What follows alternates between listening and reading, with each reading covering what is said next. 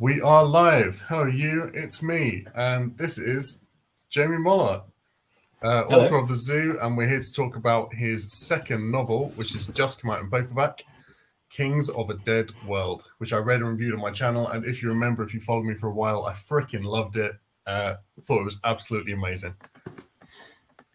Thank you so much for coming on my channel and doing this Q&A. You're very welcome. Yeah, I'm good. I've been driving. I've been driving around bookshops today, and I sort of what's the phrase? Your eyes are bigger than your stomach. I think I kind of did that in bookshops. Like my bookshop eyes were bigger than my hours in the day stomach. So I sort of pretty much hit every bookshop in the East Midlands. And it was awesome. Like I had a wonderful day. Met loads of really nice people. And felt the love. But then it's like some of them are quite far apart. Like it's like I've gone from one side of East Midlands to the other side of East Midlands, and it's been great. I really enjoyed myself, and now I'm here talking to you. Fantastic. Could you tell us, just for people who haven't read it, we'll keep this as spoiler free as we can. Really because difficult. it is so hard, but I'd really like as many people as possible to read this because I think it's just so great. Okay. But if you could tell us a bit about what it's about and the world you've created. Will do. Yeah, like you say, it's really difficult because spoilers happen about 3 chapters in. It's one of those books that I tried to make it lots of quite twisty turny, and even though it's about sort of serious stuff, my intention was always to make it like really entertaining and a bit of a I don't want to say page turner because that's a big cliche, but I wanted people, despite the fact that it is essentially about climate change and important things like how we use our time and human culpability and all of that stuff, I wanted it to be a right good rollicking read. So there's lots of twists, which means there's sort of I'll give you the basic premise, and then we'll have to be careful what we say about that. So it's dystopian fiction. Somebody termed it as cli-fi, which I'd never heard of until fairly recently, but it's science fiction, which is particularly concerned with climate change. And the basic premise is it's set not too far in the future. It's far enough away for things to change a little, but you'll recognise the world. The resources have dried up, and the collective governments have come up with a solution which is called the sleep. And essentially what that is the vast majority of the population around the world are put to sleep for 3 months, and then they're woken for 1 month to live their lives, to get on with the stuff that they need to do. At the same time, in each one of the sort of like hubs where people live, there's somebody who stays awake all the time called a janitor, and it's the janitor's job while the sleepers are sleeping to trade the remaining resources to get as many creds as they can to make the lives of the people who are sleeping as good as possible for that short period of time when they wake up. And it's told there's 3 plot lines. The first one is from the point of view of an elderly chap called Ben, who's one of the sleepers. And he lives in the city with his wife Rose, who's suffering from. So I never really specify what it is, but it's similar to dementia. She's essentially he's losing her. So when he wakes up, the time that he spends with Rose is incredibly important because they've got, not only have they got 1 month out of 4, but she's fading away from him. And then the other plot line is from the point of view of Peruzzi, who's the janitor in their city. And he's got the opposite problem. He's got loads of time, nothing to do because he's on his own. And then there's a third narrative, which is basically shows you how they got into that mess in the first place with the build up to the sleep being introduced. I think I just managed to not give any spoilers. That was impressively spoiler free. Thank you. There's a lot you could have given away, but I think we managed to steer clear. Cool. It's still not as good as your description of it, by the way. Your description in your review is absolutely bang on. I don't think you can do better than hearing it from the author, though. Nah, so, thank you. With the you mentioned the time that Ben spends with his partner. You mentioned Peruzzi's sort of struggle with boredom. There are a lot of emotive passages in this book, and I feel like it is a very emotional book. Would you say that this is a very personal book for you? I don't know if I want to share this, but yes, it is. The original idea came It sounds so naff. It came in a dream, and I had the idea, which is the kernel of it, was of the sleep came in a dream on the day that I proposed to my wife. Wow.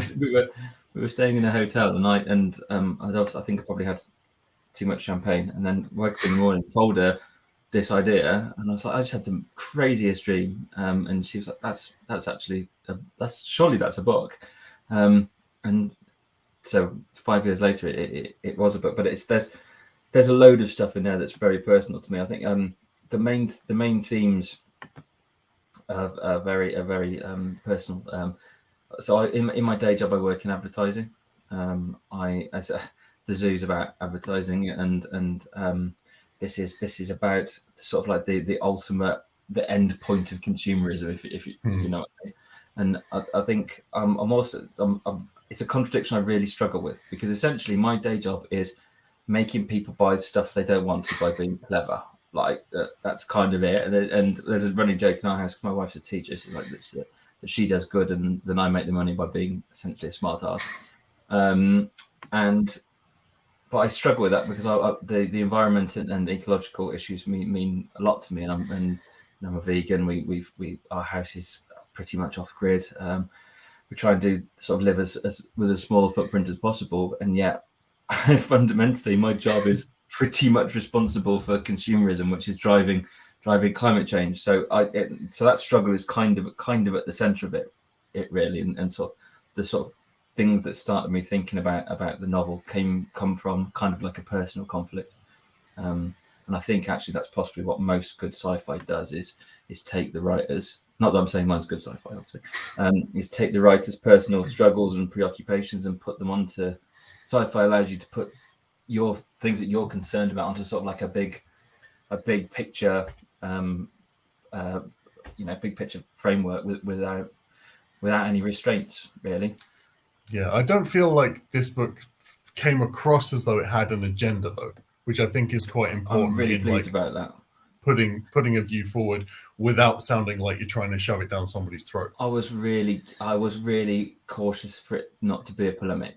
Like I didn't want it to be judgmental. Like if you don't change your ways, or our children will, I wanted it to, like I said at the start, I think I wanted it to be just enjoyable. And if people get something out of it at the end, then that's wicked. But if they don't, I want them to enjoy the ride. And they may not share my opinions about these things, but I still wanted them to enjoy. I didn't want to preach at anybody at all. But I think there's now I'm going to get the name wrong about this. There's a book out at the moment. I think it's in fact, I'm not even going to try and say what it is, because I will get it wrong. But there's a theory this guy comes up with. He's a film critic that most films or books that are out at the moment subconsciously have to deal with climate change, because it is the biggest thing that the human race has to struggle with at the moment. And whether consciously or subconsciously, he argues that most of the stuff that we do or make somehow comes back. He even tried to argue, which I think was taking the case a little bit too far, and I'll try and remember the guy's name in the book. He even tried to argue that the Fast and Furious films were about climate change, and there was a kind of argument saying that they got worse because people were worried about the petrochemical culture that we live in, and I don't think that's true. I just think they got worse because they got worse. But I take his point. And I think it is the biggest thing that people talk about generally in art at the moment, even if they don't do it really at the forefront of what they're saying. Definitely. It reminds me of a quote. I can't remember the author who said this, but it was, science fiction says nothing at all about the future and everything about when it was written. 100% true. Yeah, absolutely. I think as a genre, it's the only thing that science fiction and speculative fiction allow us to do that in a way. And I realised this, and I can remember it very clearly when I was reading J.G. Ballard for the first time. My friend gave me High Rise, and I was probably 15 or 16, and I remember almost a light bulb moment where I went, oh, right, so sci-fi can do that, and it changed the way I thought about it entirely. Like, I was a Star Wars kid. I was born in the 70s. I grew up on Star Wars, space operas, and then I suddenly realised that it gave you this ability to discuss contemporary issues in a way that were one step removed, which meant you could be much more. You can be much more challenging about what you're saying if it's not in a contemporary situation, and you can push people to think a bit more, I think. Absolutely. And I think on the same page as that, using the story as a lens instantly gets people more engaged in wanting to know about the problem anyway. Yeah, 100%. Nobody likes being ranted at, do they? I think particularly English people, with a whole nation of people where if someone just says, you need to do this, we'll just go, no, we don't. It's just that's what ingrained, it's built in. 100%. Yeah. It's like we are just argumentative people. So I think it's better to be able to approach things from this sort of circuitous, tangential route where you can come in from a different angle and just sort of like what I wanted to do was sort of lay out the possibilities of what could happen. And the sleep was always invented as this. So I just started thinking about what is the most extreme version of things that would solve climate change, but would be horrific. Like, and there's no denying that if we all were hibernated, that's not even a word, is it? If we all, you don't get hibernated, do you? If we all were put to sleep for 3 months and we'll wait for one, the world would repair itself. And you could see that during the first lockdown in COVID. I used to go for a run up the lane near where I live, and it didn't take very long for nature to start coming back. Yeah. I remember running up there one morning and a kingfisher just flew out in front of me and flew literally down the lane in front of me. And I hadn't seen a kingfisher for decades, and it was just there. And it had taken a few weeks for nature to go, they're not here. They're not doing this stuff. And everyone remember the shots of the Venice canals when they're all beautiful, like they should be. And I think I actually wrote an article about this for the bookseller about how if it'll be very easy for us to forget all of that. And I think you see it already. Like in my day job, I've seen consumerism while it went down, it's just come back again. It's like it's all forgotten. And there is a place probably for us as I was going to say artists, writers, creative people to make some sort of lasting commentary on what's happened to us over the last couple of years, and try and remember some of the good stuff, which is letting nature have a go again. 100%. Do you think that on that note, there's an element in your story of challenging whether the end can ever justify the means? Oh, that's a good question. I guess, blimey, that is a good question. I mean, I think one of the things that I touch on a lot throughout it is culpability, like human culpability and responsibility for actions, like Peruzzi, again, got to be careful about spoilers here, but Peruzzi and Slattery have no culpability. Like they can do whatever they want. There's nobody to stop them. And I wanted to sort of play with the idea of what human beings would do if there was nobody to look over you and say, to act as a sort of like the Jiminy Cricket conscience on your shoulder. That's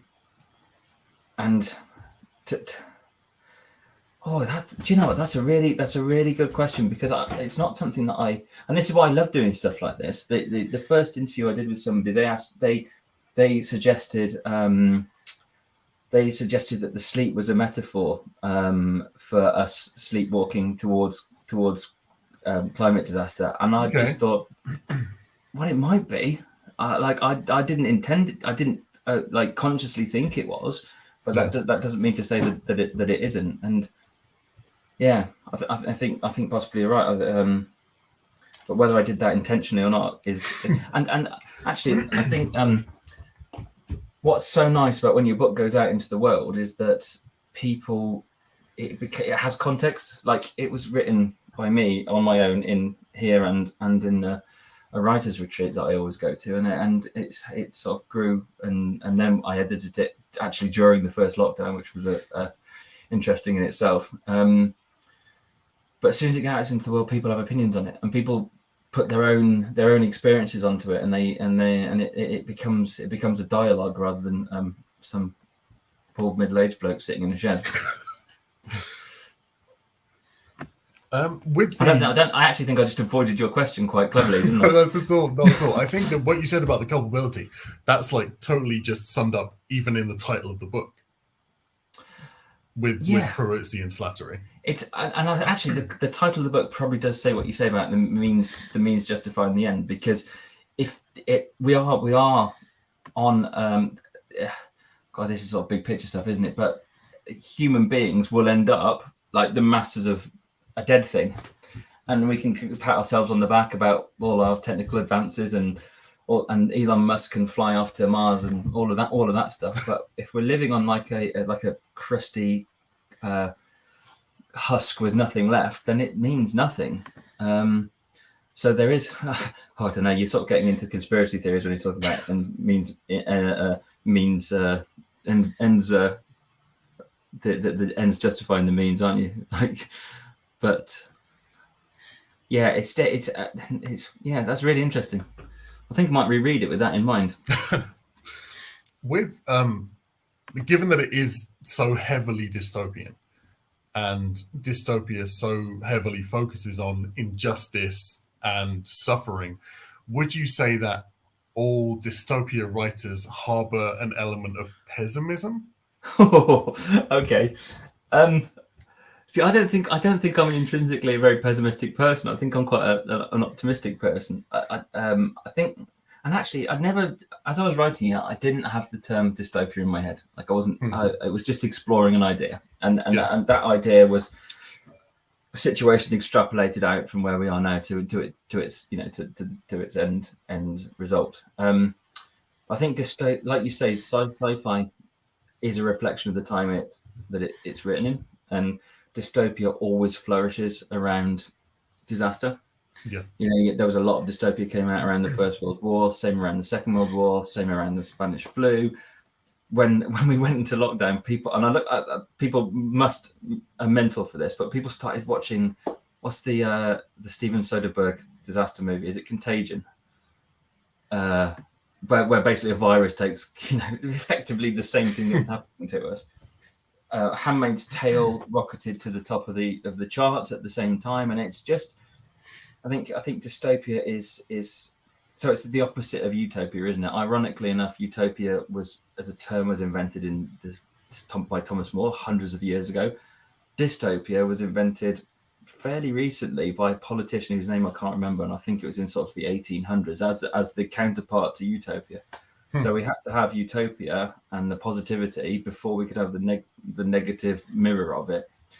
And I think we probably had to get to a certain point of self-awareness as a race, and actually potentially have enough linked up communication as a race to be able to sort of see that side of things. Like sort of before, I think if you're talking sort of like late 1800s, when sort of dystopia started appearing, up until that point, we lived in pockets, didn't we? So you couldn't see the collective whole. You dealt with what was in front of you, and then as the world sort of opened up a little bit more, you started to sort of see people. Well, look, as you can see the whole world, the natural thing for human beings to do is to sort of think about the end of that world, I think. Yeah, I think as well. Maybe that is pessimistic. Well, maybe. I think with you saying about the world opening up, it could be that it just removes people's ability to live in denial. Yeah. I think you've probably hit the nail on the head there, haven't you? If you can, I mean, I don't know about you, but I've just spent the last 2 years glued onto my phone, thinking the world's going to end, looking at everything, and we've just got that ability now to see the worst possible futures for everything. God, I am pessimistic. You made me realise.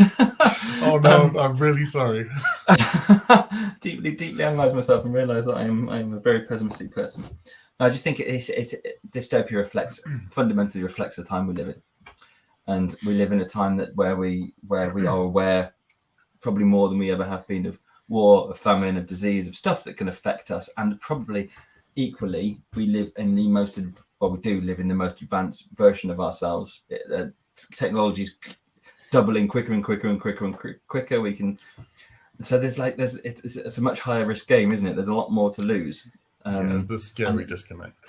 Yeah, and you could see that through the pandemic, couldn't you? It's like when we're going to go back to normal? When we're going to? It's like there's a lot of things. We like our comforts. We like the stuff that we've got, and the thought of losing that is more scary, which makes which probably, I'm not a psychologist, but probably explains why people, rather than which you'd think people would do when you're in a nasty situation, you'd watch nice fluffy comedy stuff, they gravitated towards the bad stuff. And it's almost like dystopia is like a dress rehearsal for something.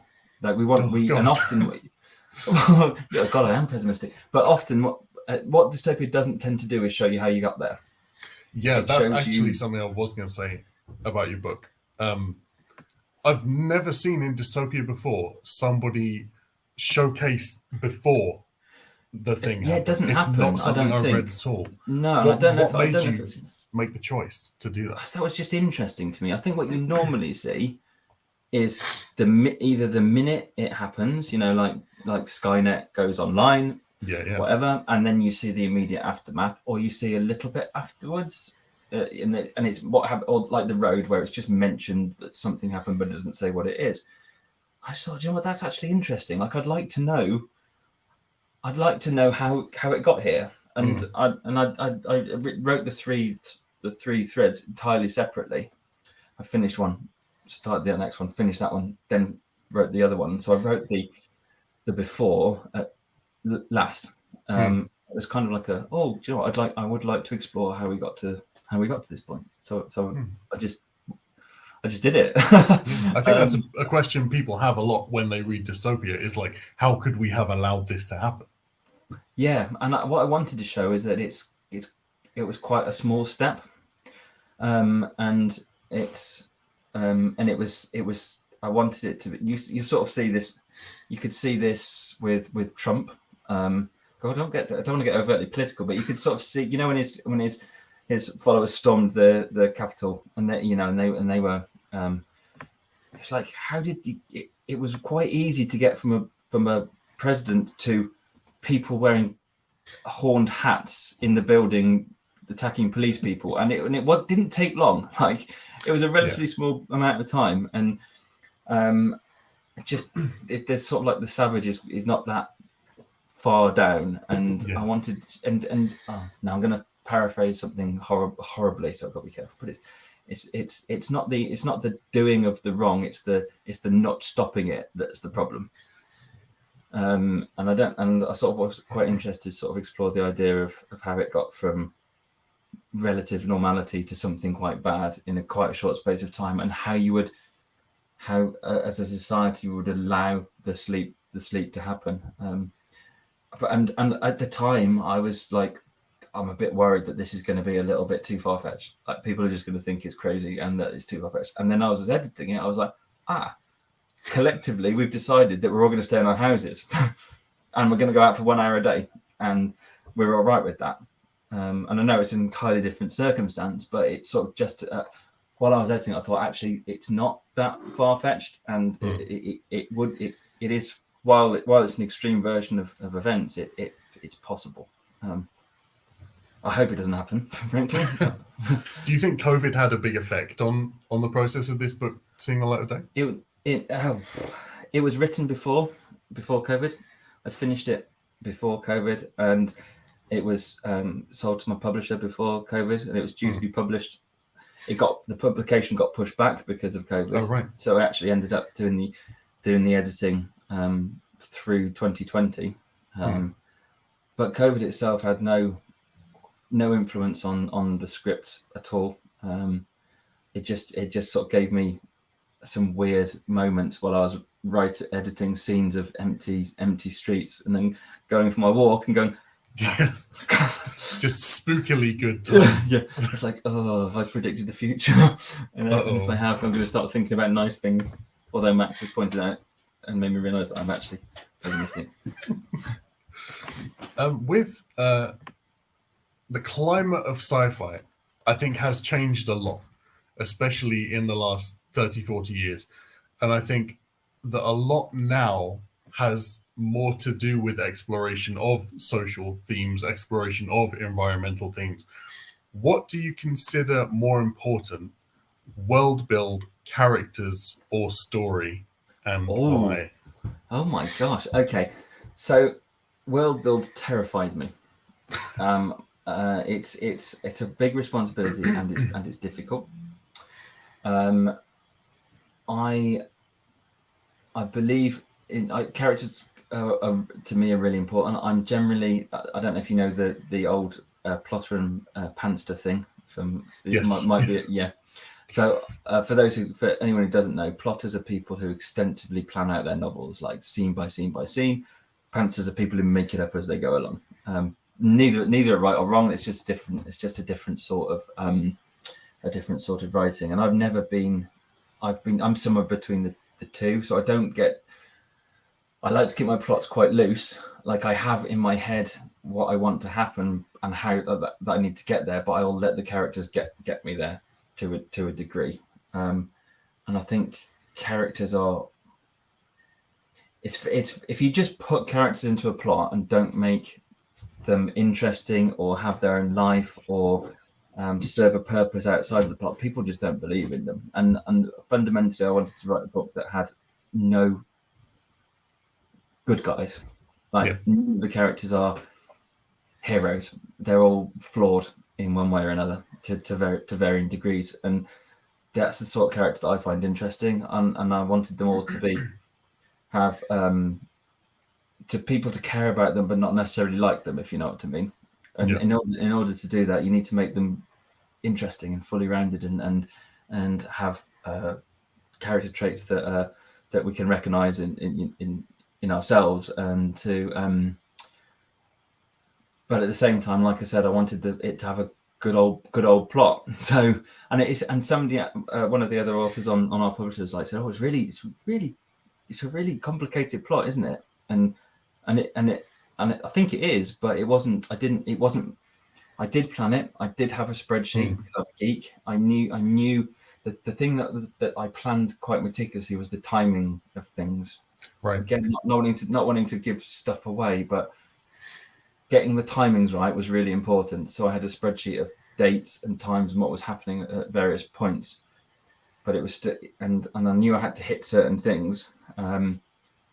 But the characters are still really important. And in terms of the world building thing, I think I wrote my first novel and it's in the world of advertising. And I think a lot of people do this with their first novels. They set it in a world they understand, because it's daunting enough anyway to sit there with a blank page and then write 80,000, 90,000 words. Like that, it's hard work. Like it's everyone. They say everyone's got a novel in them, and I say everyone's probably got ideas for novels. But it's a slog, it's hard work, and don't want to put anyone off writing, but it's the actual process of getting from all the way through. Sometimes it's awful. Like you've got to write a lot. Like 80, so I think this is about 100,000 words, and that takes it took a long time. So I wrote my first novel in a world I understood, because I didn't have to build the world and I could concentrate on the characters and the plot, and I enjoy playing with structure, so I did that. Second novel, it's like the second album thing, isn't it? You've got to go big. You've got to go bigger on your second one. So I thought I'm quite comfortable now with characters. Quite comfortable.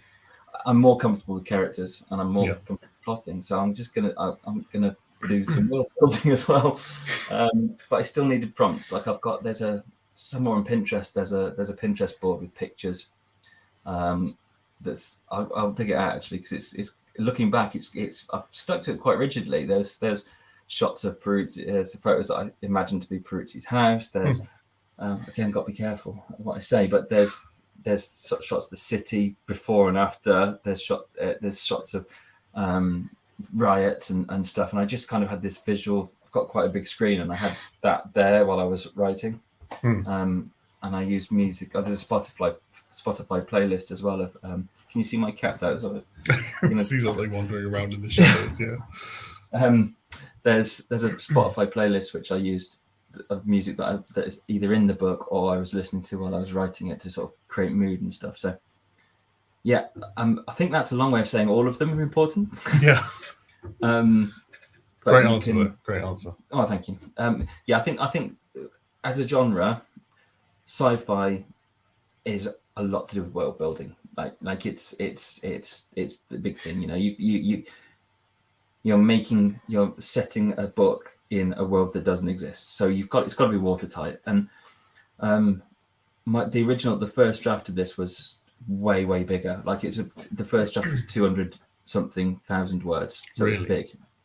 And then I worked with my editor Kay to bring it down. But I needed to do that to build the world. Like I know more about the book than is in the book, and the finished version. Like there was the janitors had a whole religious system that's just touched upon. There was scenes. Again, gotta be careful. Gosh, I've written a really spoilery. We're doing so well. I'm going to mess it up at some point. There are scenes in Peruzzi and Slattery's childhood. Well, there's just a couple of them now. So the world was built really broader than what you see in the final novel. So, but that meant it's like the statue thing, isn't it? You get a lump of stone, then you chip away at it until you get the thing that you need. And I think that the trick in being a good writer, I'm not saying that I am, is what you leave out rather than what you keep in. There's a writer called Alison Moore who she writes. She's very literary actually, but she's Leicestershire based. She's her book The Lighthouse was on the Booker shortlist, and but she writes really short books, like they're 150 words, little books. But she has got this sparseness of writing that I envy. Like I've got so much professional jealousy for her books because she does more in 150 words than I can do in 350. And it is a skill. And I'm so jealous of it. I tend to waffle more. You mentioned that you'd be happy to do a bit of reading for us. Of course. That would be amazing. Yeah, that'd be fantastic. So, comes with a caveat that normally go out and read in public. Haven't done that for this book, so this has not been read that much. So might be rusty, but I'm gonna read from a section where Peruzzi and Slattery, who are janitors, go to a thing called the Right, and basically when they have a shift in state, so that when the sleepers it goes that when the sleepers wake up and the janitors have done their trading for 3 months, they have a big blowout party that's very hedonistic and very Roman orgy style to sort of say goodbye to their work basically. And this is the scene from that. The Right, the passage from one state to another, the release, the time for the janitors before the world gets handed over to the sleepers. Strobes and bass, and they are all there, all of the janitors, one for each of the remaining 60 cities and maybe another 50 for the provinces, together in this room. Beautiful faces and beautiful bodies. He allows himself to be swallowed up by the mass, to become one of them, to be part of it. And all of the time he has spent on his own is battling with his desire to be part of them. And now there's this beat and these people. He goes right into the middle where Slattery is next to him, an arm around him, pulling him, and they're right in the middle of it all as the ceiling splits open and the great gold bull Bacchus is lowered down amongst them. The crowd parting around it as it kisses the floor, all of them clamouring to touch its cold metal skin. Bacchus lifts his metal head up and bellows, and as he does, his mouth opens and he spews thousands of pills up into the air, and they fall on the crowd like snow. Peruzzi's grabbed a handful of them, and he's seen Slattery do the same, and they're grinning at each other, and they've been here before just like this, and he swallows one, then another, swallows them dry and feels them scratching their way down, warm in his throat, all the way down to his stomach where he can feel them dissolve. Bacchus's love is spreading through him, taking hold of him as all around the walls of the room hatches open to reveal bottles of multicoloured liquids. Slattery has hold of the back of his neck and is steering to the nearest, and they take glasses and hold them under the bottles of red liquid. All he wants is to be here with them all. And he dances. It's later, and they're in a booth. Slattery is stretched out, his winkle pickers on the table, leather soles coated with the dirt of the dance floor. His face is covered in a sheen, his eyes wide, his speech rapid, words rolling into one another. He's talking, and Peruzzi picks out groups of words and snippets. He's saying something like, "The Africans fucking loved our stuff this week. Fucking loved it. I've shifted so much." And then Peruzzi loses the words, looks out into the crowd still dancing around the ball, and Slattery is saying, "Those lazy fucks don't even appreciate what we do for them. I bet they don't even think of us once," slaving away as they sleep out there. Cushy, cushy life for them. Peruzzi goes to a hatch and pours 2 more drinks, bright green this time, burning with a blue flame, and takes them back to the table. He gives one to Slattery, who is still talking. He doesn't even seem to have noticed he'd gone anywhere. He grins up at him, takes the drink, tips his head back, opens his mouth, and pours the burning liquid into his mouth, the flames leaping out of his mouth, his whole mouth on fire before he snaps it shut. The flames hang there for a second in the air, then are gone. And he dances. They all dance. They are the beating heart of the country, and all across the world there are people just like them. He feels the kinship not just in this room, not just for the janitors of England, but for the whole territory of the Domino Treaty, for every country that joined with them, for every country that refused to die with the earth, for every janitor who sacrificed himself around the whole goddamn world.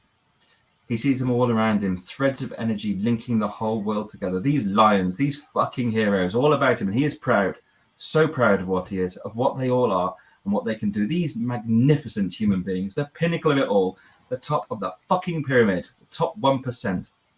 And he dances.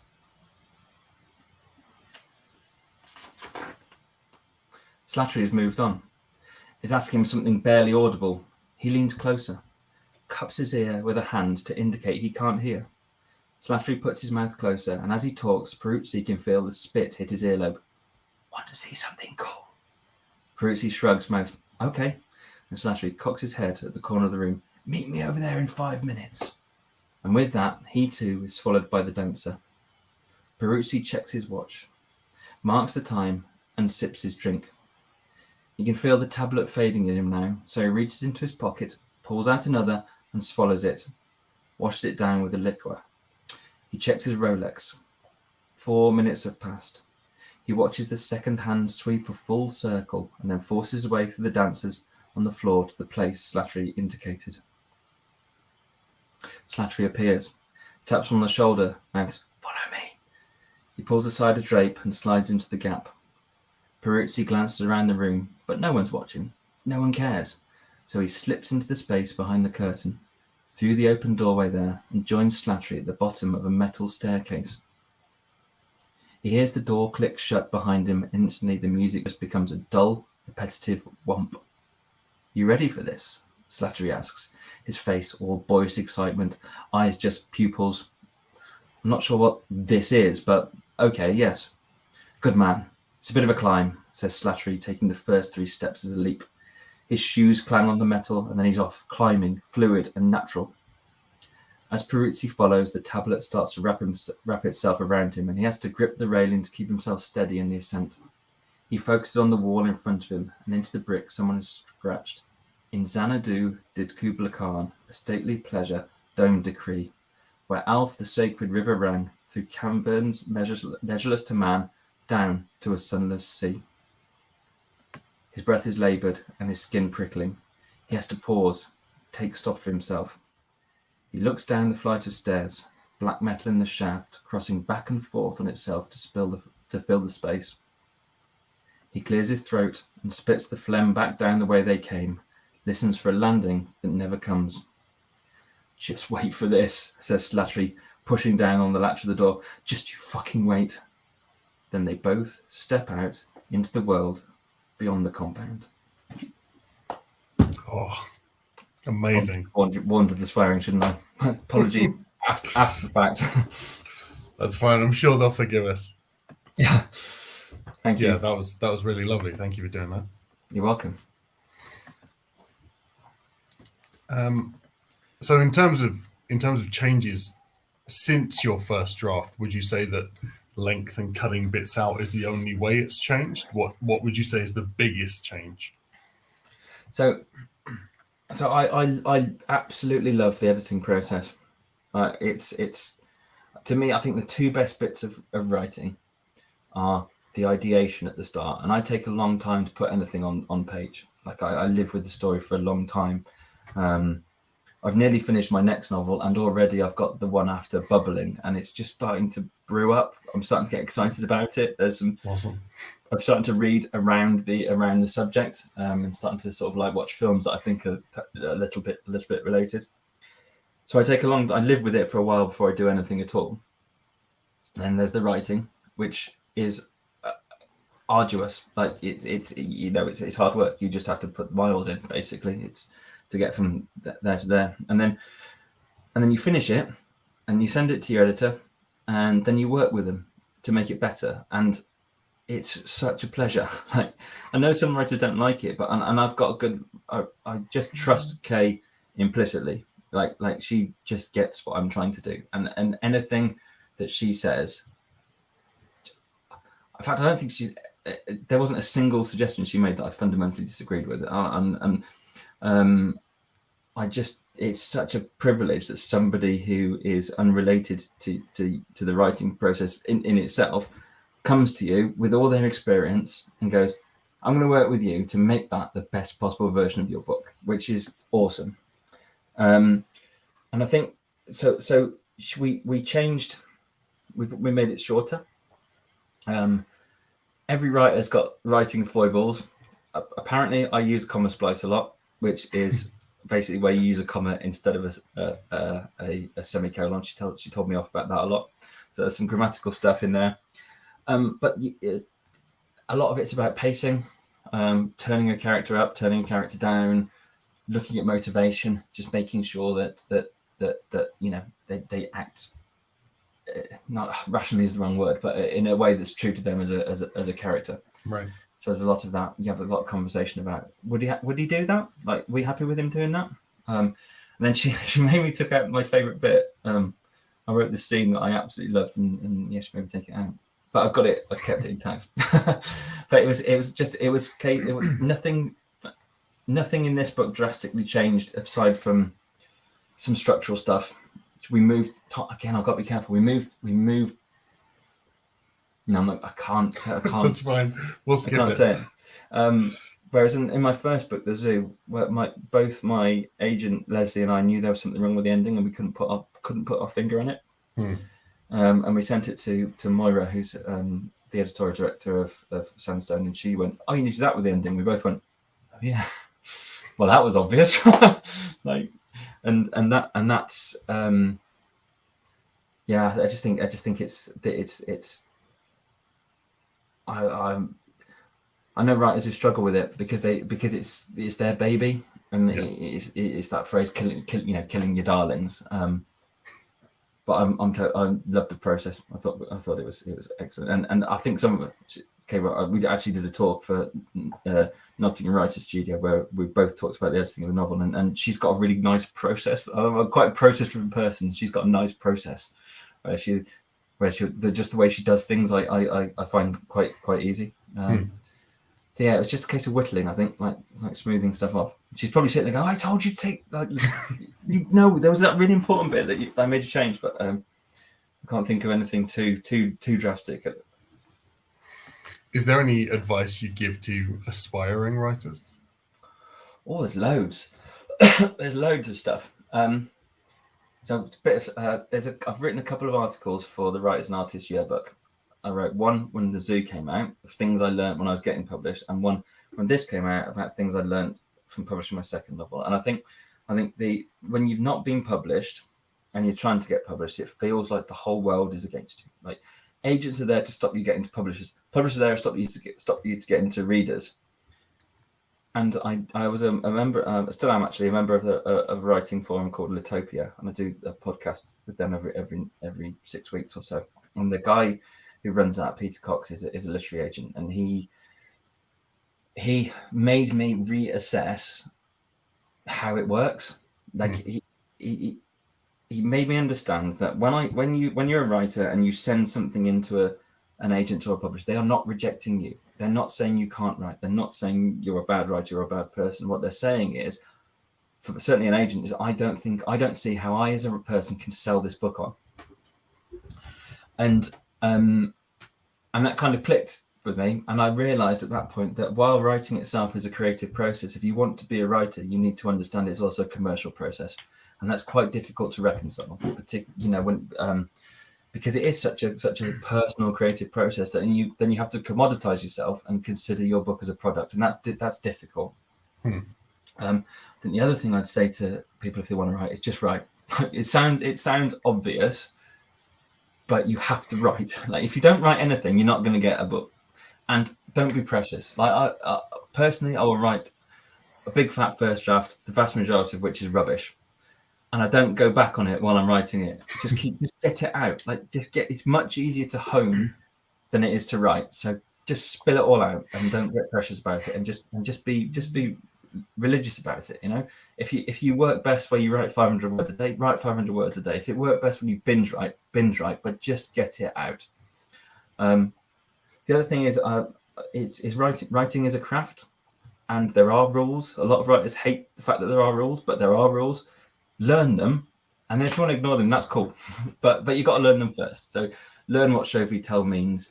Learn grammar to a degree, and just hone your craft. Like, the only way you're going to get a better writer is if you just write.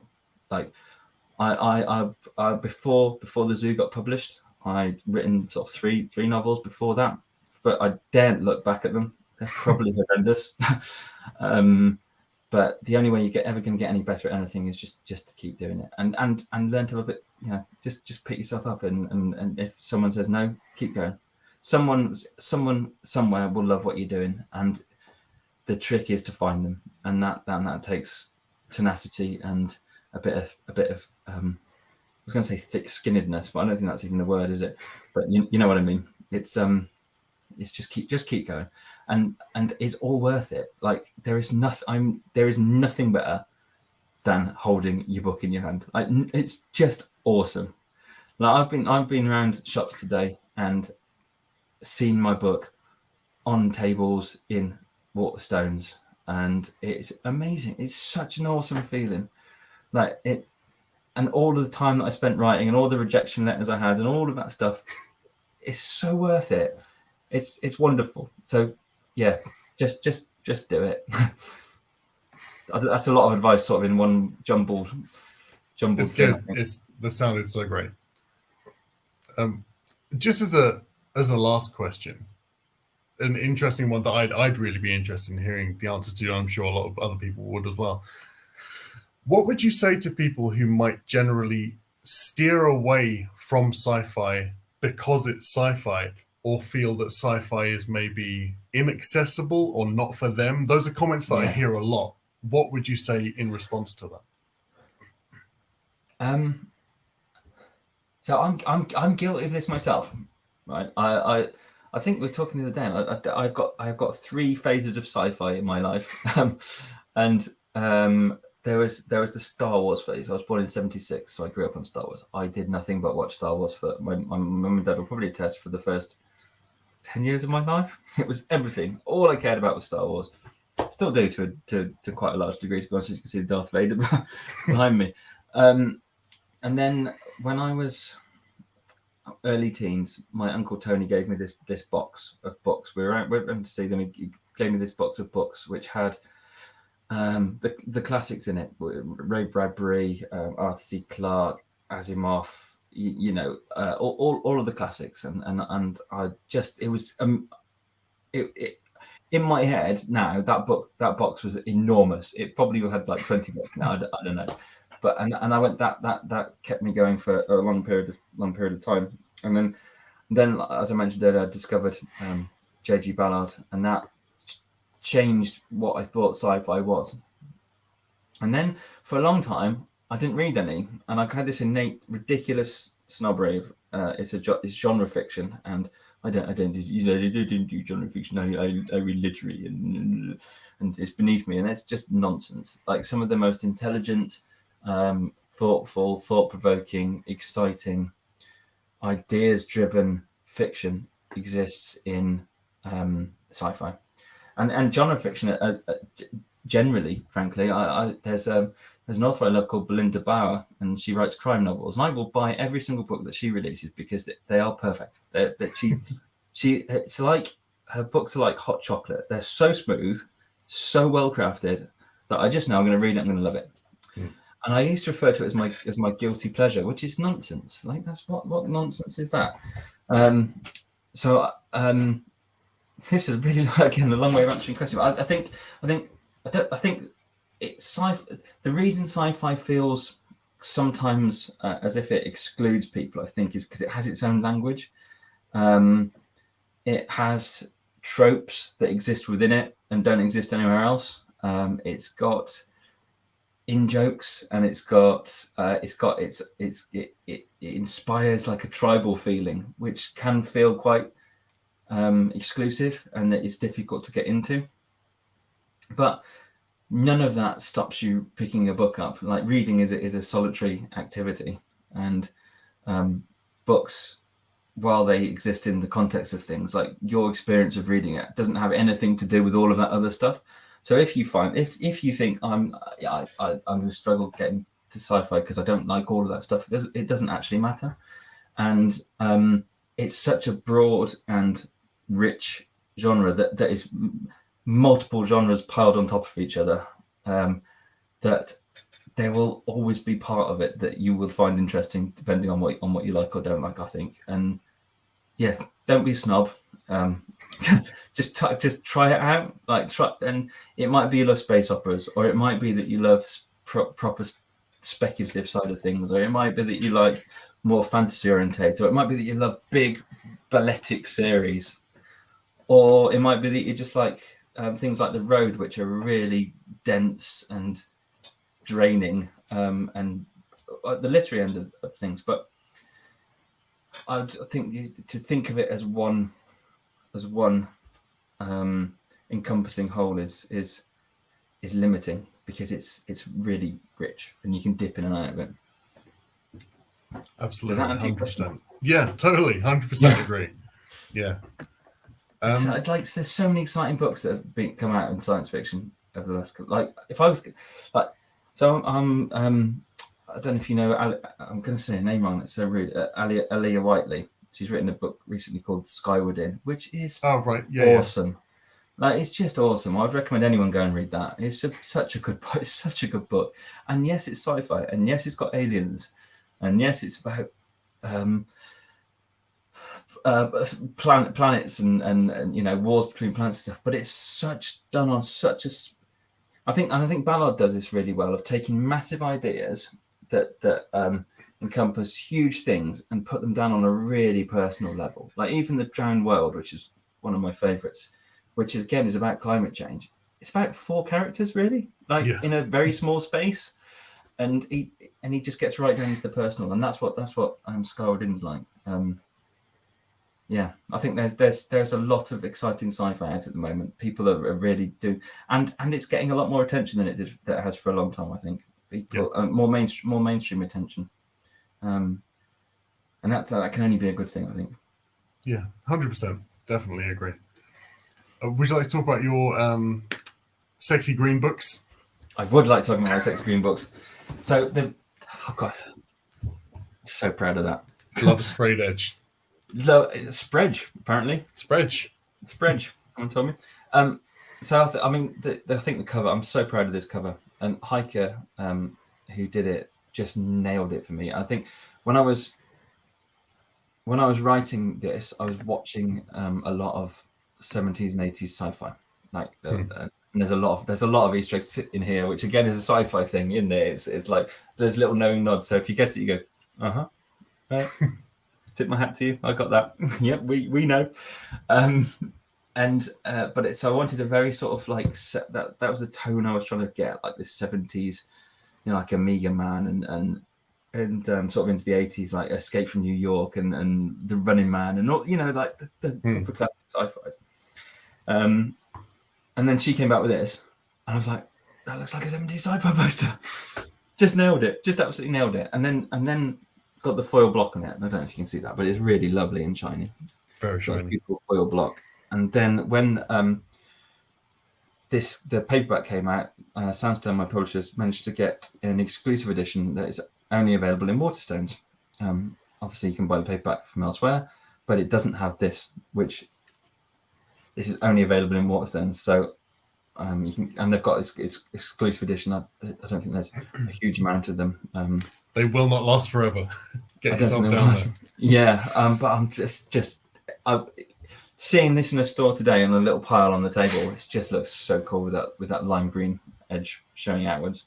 It must be a great feeling as an author to have that in front of you finally. It's wonderful having a copy of your book in your hand, as I mentioned. But having an exclusive edition that has got something as special as that is just, look at my smile. I'm super chuffed with it. And I'm really grateful to Waterstones for believing in it and doing that and making that edition. It's been lovely to go and sing it today. But obviously, we're not the BBC, but you can buy it elsewhere. But I'd quite like you to go and get the green one because it's really cool. We do like the green one. We do. Awesome. Well, yeah. Well, thank you very much for coming and having a chat with me on my channel. It means an awful lot to me. My first author Q&A. Couldn't have asked for a better guest. It's been an absolute pleasure, and I'm very proud to be the first one. Hopefully I've not ruined it for every other author who get up and go, I'm not doing that again. That's not happening. So we have in the description of this video, there will be linked Jamie's website. There will be linked Jamie's Twitter. Please make sure you follow him on Twitter, check him out on his website.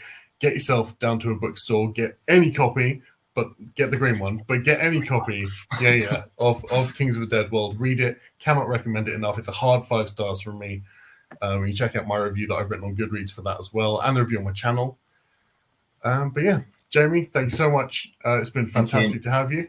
And I look forward to your next book. We'll be watching your career with great interest. Thank you very much. Awesome. Thank you. And we'll see you next time on this channel, guys, for the next single book review. Have a great evening.